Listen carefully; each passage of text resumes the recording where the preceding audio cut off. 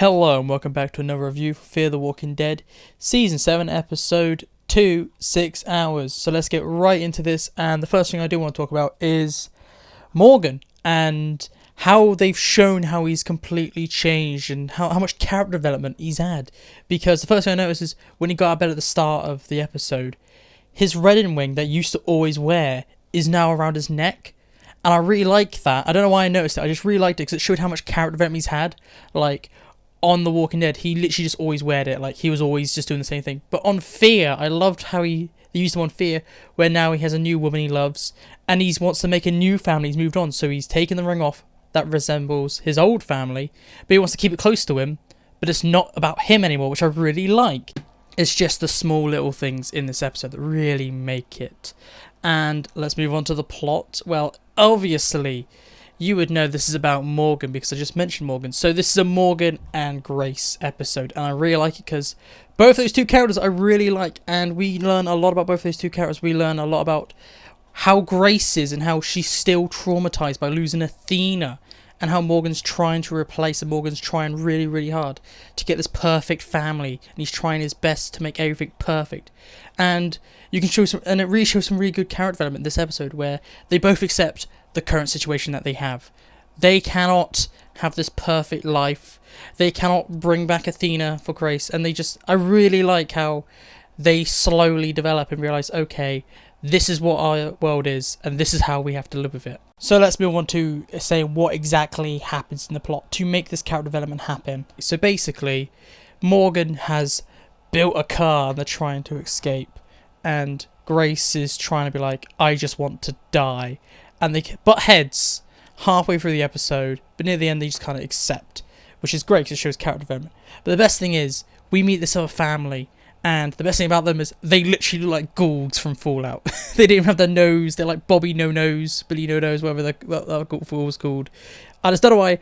I really like how we're seeing how other people have been affected by the Fallout, and this episode is really good at showing the world that they're stuck in. Like, Episode 1 was good, but Episode 2 is way better because you don't have the bit with, like, Strand's place being safe. Everything's hellish, and you have to wear gas masks all the time. But there's one annoying thing that annoys me slightly is, like, oh, we have to wear gas masks, and they have to wear it. But quite a lot of times in the episode, Morgan and Grace take off their gas masks, and they're stood in the radioactive zone. I'm like, okay, well, you're breathing in Fallout. The whole point of the gas mask is to stop you, and that really annoyed me, but it's only a small annoyance to the amazingness of the story, which is literally a road trip story, and the ghoul people. This story may sound so simple, but it's helped so much by how good the pacing is. It just goes on. There's never a time where it stops and nothing boring happens. The story's always progressing. It's not like World Beyond, where they have all these things going on that do nothing, or The Walking Dead at points. Everything that happens in this episode moves the story forwards, and it helps with the pacing, and by the time the episode comes to the end, you don't feel shortchanged or feel like you've been sitting there for too long. It felt like it's gone for just the right amount of time. However, at the end of the episode, it kind of didn't hook me that well. Like, Episode 1 really hooked me. I was like, I want to see Episode 2. I watched this episode and it had a happy ending. I was like, I'm happy now. But I just didn't get that hook that I think every season and every show needs to have the hook at the end of the episode to make me want to watch more. I just didn't get that. It's a very good standalone episode. This is a very good, like, you can make this a Fallout standalone episode and it would be perfect. It's just not a good, like, season episode. Like, it doesn't build too much onto anything else. There's no, like, shocking ending like last episode. It's just a very happy ending. Now, I do want to talk about the cinematography, because this episode looks absolutely gorgeous. We have the orange and green tints again to show radiation, and we see so many different varieties of, like, I'm going to say biomes in this Fallout. We see so many different ways people and things have been affected by Fallout, which is really good. And even though this is a nighttime episode, and nighttime episodes really look bad sometimes, okay, most nighttime episodes look bad, you can barely see. This is a nighttime episode, but there's always, like, little fires going on, and there's always, like, lights, there's always, like, in-world light sources going on, and I really like it because we always get to see. Also, all the teases that they have in this episode. There's a point, like, halfway through where Morgan kind of comes, let's say, face to face from a distance with somebody that's in a certain colour armour that's black. We don't see the armour that's black, we just see kind of a silhouette. and you see the helmet and you're like, okay, yeah, that's definitely, I'm not going to mention them, but you know who they are. And it's so cool.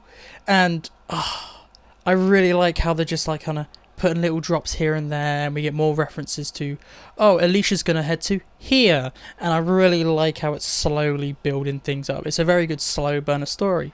And it's all because of the anthology way of telling it, where they focus on one character. They tell all of this in one go, and they give little drops for, okay, we're going to go here next. I really, really like it. It helps with the pace. It makes it very watchable and very enjoyable. Now it's time for my one word / one sentence overall review, and I would say this episode is perfect. This is the best episode of Fear the Walking Dead we've ever gotten so far, and this is because it looks amazing. The character development in this episode for Grace and Morgan is really good. They do so much character development, only 44 minutes.